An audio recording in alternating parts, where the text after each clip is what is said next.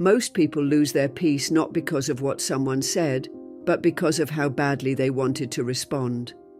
One moment you're calm, grounded, fully in control, and the next, you're tangled in someone else's chaos, saying things you didn't mean just to feel seen, just to defend your worth. It's not the insult that hurts the most. It's the feeling that if you stay silent, you're letting them win. But Buddha never said silence was weakness. He taught that silence, when it's rooted in understanding, becomes the greatest expression of strength. You don't have to answer every provocation.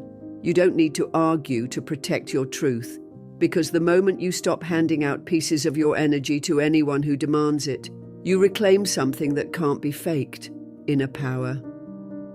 What we're about to dive into isn't just philosophy. It's a complete shift in how you deal with conflict, negativity, and emotional pressure. So don't skip a single part of this video. Everything builds upon the last piece, and by the end you'll have something most people spend their whole lives searching for: clarity in chaos. And hey, if you appreciate the kind of calm strength we're building here together, there's one simple, free favor I'll ask. Just hit the subscribe button. That way we keep growing this space, a community grounded in wisdom, not reaction.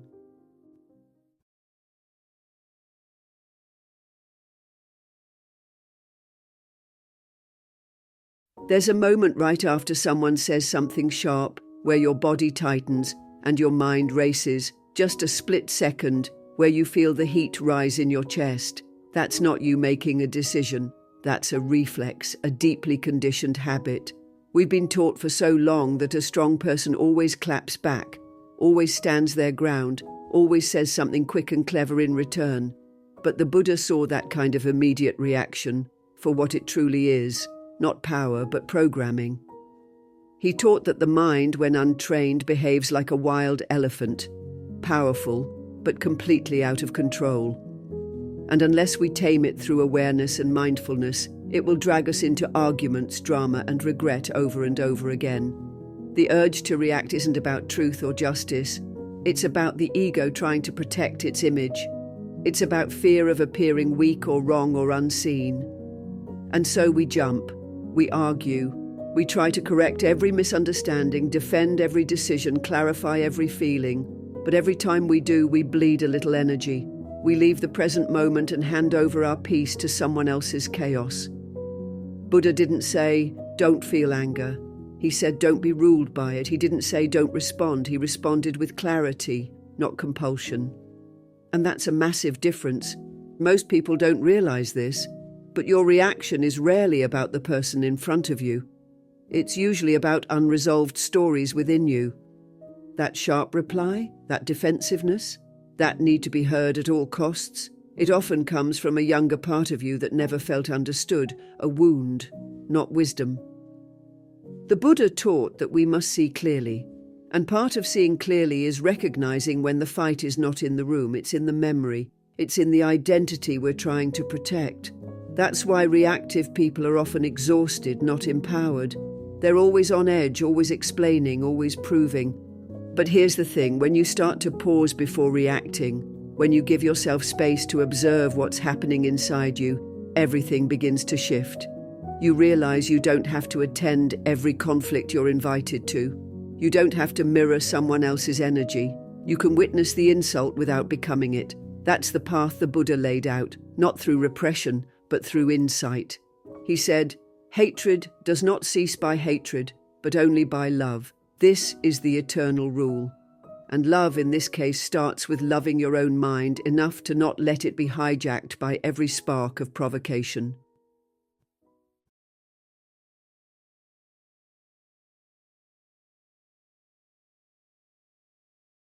Sometimes the hardest thing to do is to say nothing, not because you don't care, but because you care deeply about your peace. You feel the pull, right? That itch to correct the lie, to make them understand, to say, that's not what I meant. And yet, the more you try to explain yourself to people who aren't even listening with open hearts, the more you drift away from your own center. Buddha once said that attachment is the root of suffering, and one of the most painful attachments we carry is the need to be understood. It sounds harmless, even human. But when that need starts running the show, it drags us into conflict, into drama, into chasing clarity from people who thrive in confusion. What if being misunderstood didn't have to disturb you? What if you could walk away from an argument not because you lost, but because you won something greater, freedom from the chaos? Detachment gets such a bad reputation. People hear the word and think coldness, indifference, numbness. But that's not what the Buddha taught. Detachment isn't turning your back on the world. It's turning your focus inward. It's choosing not to let the outside world pull you around like a puppet. It's the wisdom of knowing where your energy is needed and where it's being wasted. And trust me, most arguments are expensive. They cost your peace, your time, your clarity. Detachment lets you walk away without bitterness because you're no longer trying to win anyone's approval. Think about it like this. If someone throws a rope at your feet hoping you'll pick it up and tug, choosing not to grab that rope doesn't mean you're weak. It means you're wise. You see the trap for what it is, a loop of endless explanations, emotional labor, and ego battles that don't lead anywhere meaningful. Buddha's path was never about winning in the eyes of others. It was about liberation from craving, including the craving to always be right. When you're truly grounded, you don't need to shout your truth into every space. You let it live in your actions, in your stillness, in the way you walk away when it's no longer worth staying. People will say you've changed. They'll accuse you of being distant or aloof when you stop arguing. But really, you've just stopped leaking energy into places that dishonor your peace. That's not apathy. That's maturity. A tree doesn't explain its growth. A flame doesn't apologize for burning out when there's no fuel. The more you detach from the need to perform, to explain, to prove, the more you return to yourself. And Buddha taught that knowing yourself, that deep, quiet knowing, is the beginning of all wisdom.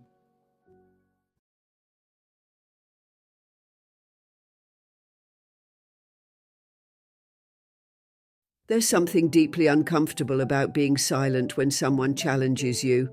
It almost feels like defeat, doesn't it? Like you're giving them the upper hand, like your silence means you didn't have anything smart to say. But that's the illusion. That's the conditioning we've picked up from a world that confuses noise with confidence and loudness with leadership. In truth, silence is often the most intelligent, most disciplined response you can give. Buddha never said to respond to every word that rattles your peace. He taught us to observe, to pause, to act from clarity, not compulsion. And in that pause, that space where you choose not to react, you begin to discover a strength you never knew you had. Most people don't understand this because they've never trained their mind to stay still in discomfort. The moment something feels off, an insult, a misunderstanding, a passive-aggressive comment, they rush to fix it, to defend, to speak. They react to ease their inner tension. But reacting isn't mastery, it's a release valve, and anyone can do that. What's rare is someone who can feel the sting of disrespect and not let it pull them off balance. That kind of stillness isn't passivity, it's a choice. It's the wisdom to know that not every battle is worth your energy, and not every comment deserves a seat at your emotional table. Think about the stories of the Buddha. How often did people come to him trying to provoke a reaction, with doubts, accusations, even mockery? And yet, he never responded with ego. He responded with presence, with composure. Sometimes he didn't respond at all, because he knew the difference between reacting from self and responding from wisdom. He once told a man who insulted him, "If someone offers you a gift and you do not accept it, to whom does it belong?" That's it, that's the lesson. If someone throws anger, you don't have to catch it. If someone hands you conflict, you don't have to carry it. Your silence becomes a form of returning what doesn't belong to you. What people often misunderstand is that silence doesn't mean you don't feel. It doesn't mean you're ignoring what's happening. It means you're choosing your response with intention. You're protecting your energy like it matters, because it does. When you stay silent, you're not retreating. You're rising above the noise. You're creating space to reflect, to understand, to decide whether this moment even deserves your attention. And in that space, the person who tried to pull you into their chaos is suddenly left to sit with their own. That's the part they don't expect. That's the mirror they weren't ready for.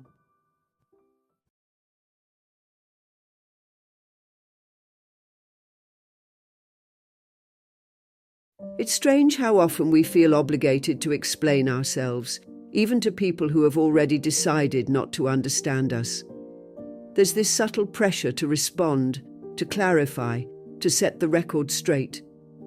You see a comment that misrepresents you, someone throws a passive-aggressive jab, or a conversation takes a turn that brushes up against your ego, and suddenly there's this urge to jump in and make it right. But here's something the Buddha understood deeply. Not every battle is yours to fight. In fact, most of the time, the moment you try to defend yourself to someone who isn't listening with an open heart, you've already lost something valuable. Your peace. The need to argue, to convince, to correct often isn't about truth. It's about ego. And ego always demands an audience. Buddha taught that when we chase validation from the outside world, we become like leaves blown by the wind, moving in every direction depending on the moods and opinions of others. But the awakened mind is more like a mountain, still, centered, unmoved by passing clouds. When you engage in every disagreement that comes your way, you become reactive. Your attention scatters, your emotions spiral, and you start giving away something precious, your energy. Not every conversation needs a reply. Not every misunderstanding requires a counterpoint. Sometimes the highest form of self-respect is walking away, not out of fear or defeat, but because you've grown past the need to perform your worth for someone else's approval. Think about it. How many times have you walked away from an argument, even if you won, feeling drained, agitated, or unsettled? That's because the real cost of arguing isn't in losing. It's in what it takes from you. Buddha said, "Words have the power to both destroy and heal." When words are both true and kind, they can change the world. But when they're used carelessly, defensively, or in the heat of ego, they only create more suffering.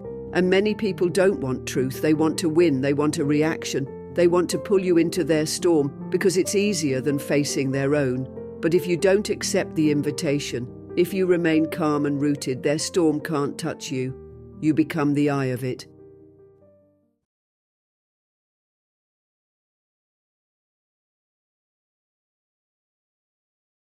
There's something deeply unsettling to others when you don't give them the reaction they were hoping for. You know that moment when someone makes a sharp comment, tries to trigger you, maybe even publicly undermines you, and instead of getting angry, you just stay calm. That silence, that steady breath, that unshaken expression, it speaks louder than any comeback ever could. People aren't used to it. In a world where everyone is quick to defend, to shout, to post, to retaliate, your stillness feels like defiance. But it's not defiance rooted in ego. It's clarity. It's discipline. And that kind of clarity makes people uncomfortable, not because you're doing something wrong, but because they haven't learned how to face themselves without the usual emotional chaos. Buddha taught that the wise person is like a deep, still lake. No matter how many stones are thrown into it, the surface may ripple, but the water returns to calm. That's the essence of inner discipline. Not being untouched by life, but learning how to return to your center, no matter how far something tries to pull you. And here's the truth. Many people rely on your reactions to validate their behavior. They say something cruel or dismissive and they wait.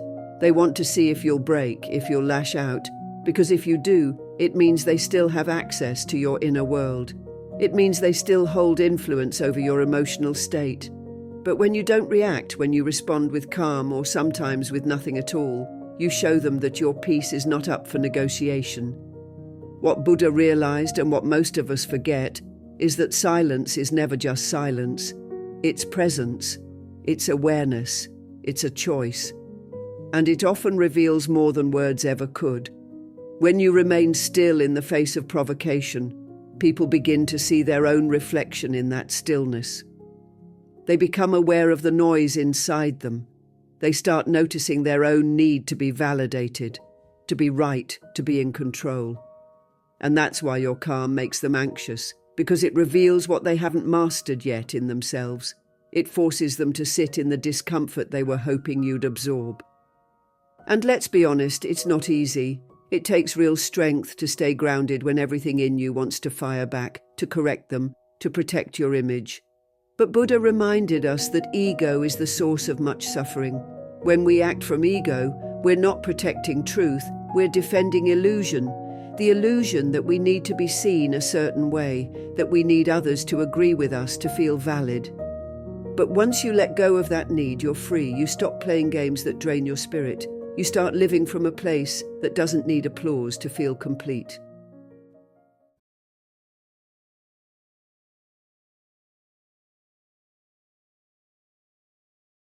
There's something deeply unsettling about walking away from an argument without saying everything you could have said. It feels like leaving your sword on the table while someone else swings wildly.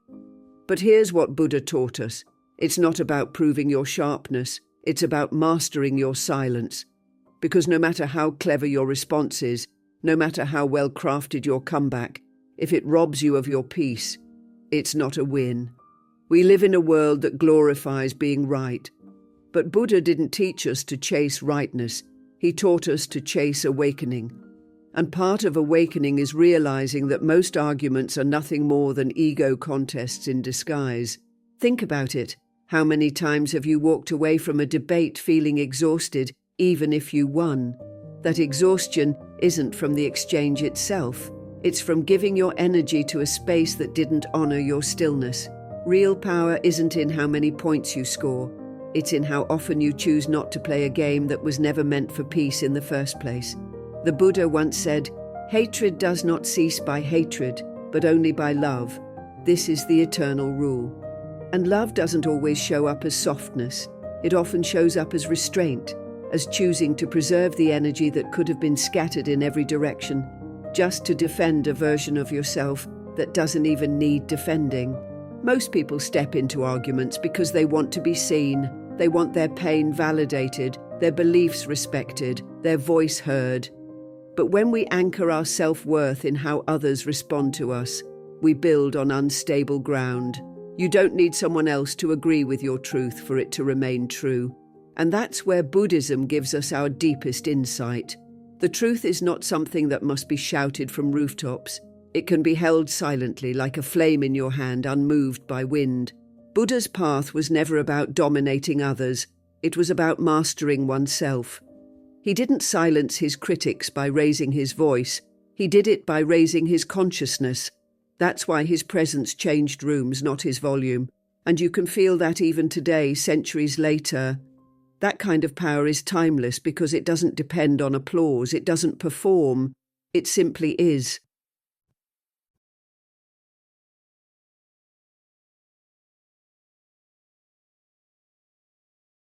It's strange, isn't it? How some people seem to go out of their way to get a rise out of you. They'll say something just sharp enough to sting but vague enough to deny. They'll mask their intent with a smile or a joke, acting like it's all harmless, but you can feel it. That tension, that emotional tug. It's bait. And most of us, without even realizing it, take it. We jump in, trying to explain ourselves, defend our choices, and correct the narrative. But what if you didn't? What if you did the opposite, not out of fear, but out of strength? Buddha taught that when we sit still with full awareness, the truth begins to unfold, not just in us, but in others. When you choose not to react, you give space. And that space, it becomes a mirror. One that others often aren't ready to face. People project their fears, insecurities, and unresolved pain. They test boundaries not to understand you, but to avoid understanding themselves. And when you don't meet their energy, when you remain grounded in stillness rather than swept up in their storm, they begin to unravel. You're not causing it. You're just no longer blocking it with your reaction. It's deeply uncomfortable for someone who's used to controlling conversations through conflict. When their usual strategy doesn't work, when you don't snap back, don't chase approval, don't beg to be understood, They're left with only themselves. Their intent becomes visible, their wounds become louder. Their ego, once hidden behind clever words or loud arguments, starts to show, and they're forced to sit with that. That's not cruelty, that's clarity, and clarity, as Buddha said, arises when we remove the fog of emotion and simply observe. See, you don't need to call people out for who they are.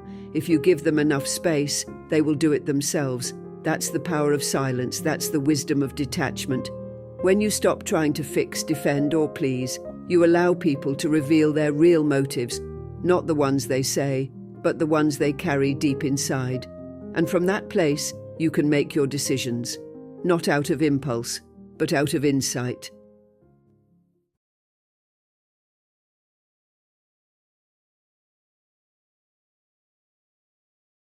Some things are better left unsaid, not because you don't have the words, but because you've finally learned the cost of speaking them. There's a strange kind of power in knowing you could respond, you could argue, you could expose someone's hypocrisy or ignorance, but you choose not to, not out of fear, not out of weakness, but because you've realized something much more valuable is at stake, your peace. The Buddha taught that right speech is one of the pillars of the Noble Eightfold Path. That doesn't mean staying silent all the time, but it means becoming deeply intentional with your words. Is it true? Is it necessary? Is it kind? If not, is it worth the weight it places on your spirit? We live in a world where reacting is rewarded, where the fastest reply is seen as the smartest, and the loudest voice often wins the room. But in Buddhism, there's a deeper truth. Real wisdom is measured not by how quickly you speak, but by how carefully you respond. And sometimes, the wisest response is no response at all. That's not avoidance, that's discernment. The ability to pause, breathe, observe your own thoughts and ask, is this really mine to carry? It's so easy to fall into the trap of feeling like every attack must be countered, every misunderstanding must be corrected. But the moment you do, you've already given your power away. You're now playing by their rules, not standing in your own. Buddha once said, "Speak only when your words are more beautiful than silence." That line stays with you because it flips everything we've been taught. We've been told silence is awkward, that if we don't respond, we look weak, that if we don't defend ourselves, we're letting people walk all over us. But silence, when chosen from awareness, isn't emptiness, it's clarity, it's self-respect. It's recognizing that some arguments are never meant to be won. They're just noise dressed up as purpose, and if you dive into that noise, you start drowning in someone else's drama. You forget your own center. Restraint is not bottling everything up inside. It's not pushing down how you feel. It's knowing what needs to be expressed and what doesn't deserve your breath. When you respond only when it serves truth, and not just ego, you begin to live differently. You stop chasing apologies. You stop seeking explanations. You stop handing out your voice to people who only want to use it against you. This is why in Buddhist monasteries, silence is often part of daily life, not as punishment but as practice, to train the mind to be still before it speaks, to listen before it reacts, because in stillness you see clearly what actually needs to be said and what can be released without ever leaving your lips.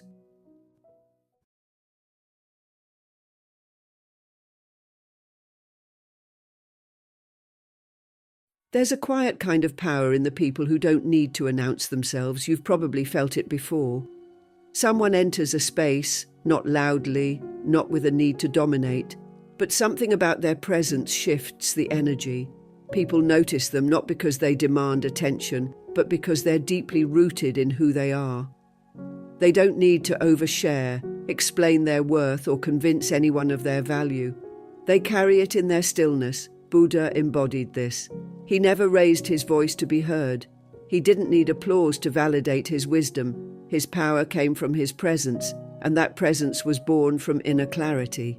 In today's world, we're often told to speak up, to brand ourselves, to make sure people see us, hear us, recognize us. But there's a difference between speaking because your words carry meaning and speaking just to be seen. The problem is, When you're constantly performing for others, trying to prove your intelligence, your goodness, your strength, you begin to lose the connection to your inner self. It becomes less about truth and more about presentation, and eventually that performance becomes exhausting. You start chasing validation instead of living in alignment. And Buddha's teachings remind us, it is better to conquer yourself than to win 1,000 battles. This doesn't mean we shouldn't speak. It means we should speak from stillness, not from the pressure to perform. When you know who you are, when your values are clear, when your intentions are steady, you don't feel the urge to convince anyone. You don't react to every comment, every misunderstanding, or every projection, because you understand that clarity doesn't chase, it stands. The Buddha once said, "Do not speak harshly to anyone. Those who are spoken to will answer you in the same way. Angry speech is painful. It hurts, and it hurts back." When your words come from presence, not performance, they begin to heal instead of harm. They become tools for understanding, not weapons for defense. True presence is not about being passive or withdrawn. It's about being fully there, with yourself and with the moment, without trying to twist it into something else. It's knowing that you don't have to enter every debate or defend every action. You can simply be, and in that being, you allow others to reveal themselves.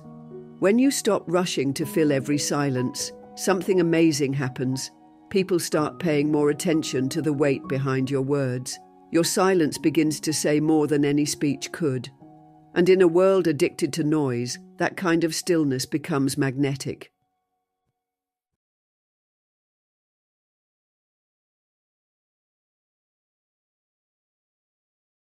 There's a moment in every argument where you feel the heat rising. Your chest tightens, your thoughts start racing, and a part of you, the part still ruled by pride, wants to jump in, say something sharp, prove your point. It feels urgent, like if you don't defend yourself, you're somehow allowing disrespect. But here's the thing Buddha taught, which most of us forget in that flash of emotion. We are not responsible for what others say or think. We are only responsible for what we allow to enter our inner space. The words may come like arrows, but unless you open the door, they can't truly touch you. That's the real challenge, not controlling others, but mastering yourself. We often think that walking away or staying silent means we've lost, but Buddha taught that the strongest person isn't the one who conquers others, but the one who conquers himself. When someone insults you and you don't feel the need to respond, that's not weakness, that's power, because you've made a choice not to carry their negativity into your day. You've chosen not to turn their storm into your storm. That's not passive, that's intentional. That's someone who has built a fortress around their peace and doesn't hand out the keys every time someone knocks with noise. The real danger in reacting isn't the words we speak, it's what we trade to speak them, our calm, our clarity, our ability to stay anchored in the present moment. Think about how much energy you've spent arguing with people who weren't even trying to understand you. How many nights you couldn't sleep because a conversation kept replaying in your head. Buddha once said, "Holding on to anger is like drinking poison and expecting the other person to die." Anger doesn't fix anything, it just burns you from the inside. And in the end, the moment passes, the words fade, but the weight we carry from losing ourselves in it, that lingers. And that's the invitation here, to become so rooted in your own values, your own clarity, that you don't feel shaken every time someone disagrees with you. Let them speak, let them project. You don't have to receive it, you don't have to carry it. You are not obligated to dance every time someone plays a chaotic tune. That's not coldness, that's spiritual maturity. It's what the Buddha lived, not just taught. And when you start choosing peace over being provoked, you don't just protect your energy, you transform it. You turn storms into stillness. And in that stillness, you find yourself again.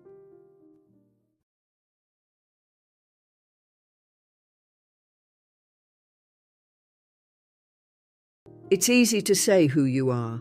It's easy to post quotes, explain your values, and talk about your intentions. But Buddha didn't spend his life telling people what kind of person he was. He showed them through his actions, through the way he walked, the way he listened, the way he remained unmoved, even in the face of insults, betrayal, and misunderstanding. He didn't preach about peace. He became peace. And that's the kind of presence that speaks louder than any words ever could. Because at some point, people stop hearing what you say and start watching what you do. You don't need to convince others of your growth. You don't need to constantly explain why you're different now, why you're not engaging, why you chose silence over arguing. If your life is truly aligned with the wisdom you claim, it will show, not in the volume of your voice, but in the consistency of your choices. Buddha said, "A man is not called wise because he talks and talks again, but if he is peaceful, loving, and fearless, then he is in truth called wise."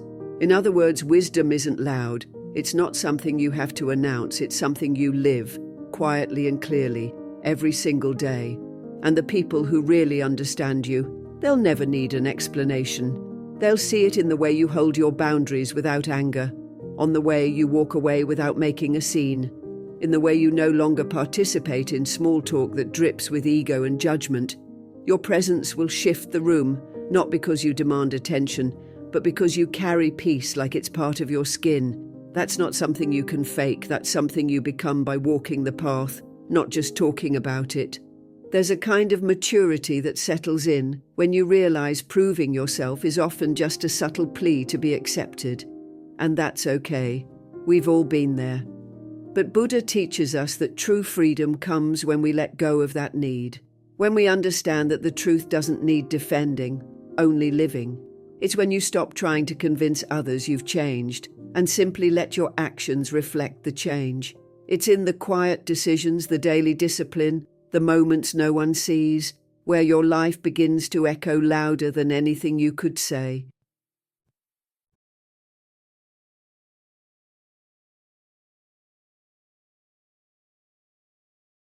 There's something deeply unsettling about being misunderstood, especially when your silence is mistaken for arrogance, or your calm is seen as coldness. You try to take the higher path, to not react, to not engage in every argument, and somehow people still twist your intentions. They say you're distant. They say you don't care.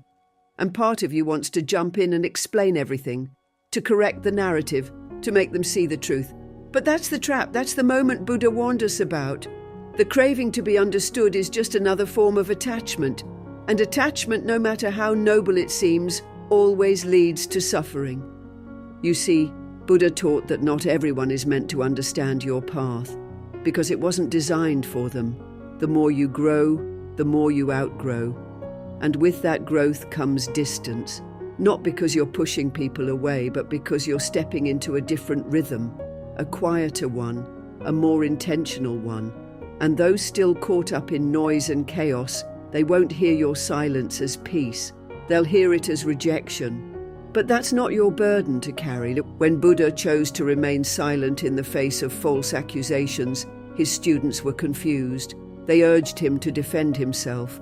But he simply smiled and said, "When someone offers you a gift and you do not accept it, to whom does the gift belong?" That kind of wisdom is unsettling to those who need loud explanations to feel secure. But true strength doesn't seek to be validated. It just is. There's a peace that comes when you stop explaining yourself to people who are committed to misunderstanding you. It's not that you don't care.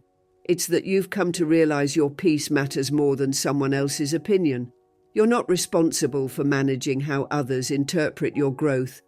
Some people liked you better when you were confused, reactive, always explaining yourself. They miss the version of you that danced for their approval. And now that you've stopped performing, it unsettles them. But that's okay. This is where inner discipline becomes essential.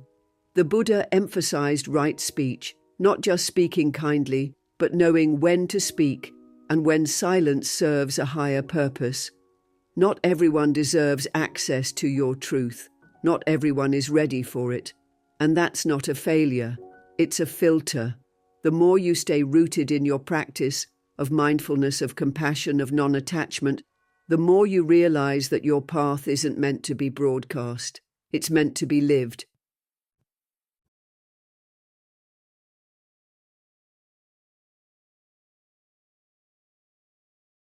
There's a moment in every conversation, especially the heated ones, where you feel that spark rising in your chest. That needs to jump in, to correct the misunderstanding, to explain your side before the other person walks away with the wrong idea. It feels urgent, like if you don't speak now, you're somehow losing. But the Buddha never taught us to protect our truth by fighting for it. He taught us to live it. He reminded us that our peace doesn't depend on someone else's understanding. It depends on our ability to remain unmoved by their confusion. And often, the most powerful response isn't a perfectly crafted argument. It's no response at all. When you choose not to react, not to match their tone, not to defend what doesn't need defending, you're not backing down. You're rising above. You're stepping outside the noise and saying, I don't need this to validate me. That silence, it's not empty, it's full of intention, and believe me, people feel it. When someone expects you to swing back to meet their energy with equal force and you don't, they're left with themselves, with their own thoughts, their own discomfort. That's why silence is so unsettling, because it reflects what's really going on without giving them something to push against. Buddha once said, better than 1,000 hollow words is one word that brings peace. Now think about that. How many of our words are hollow, spoken just to fill the air, just to prove we're still in control?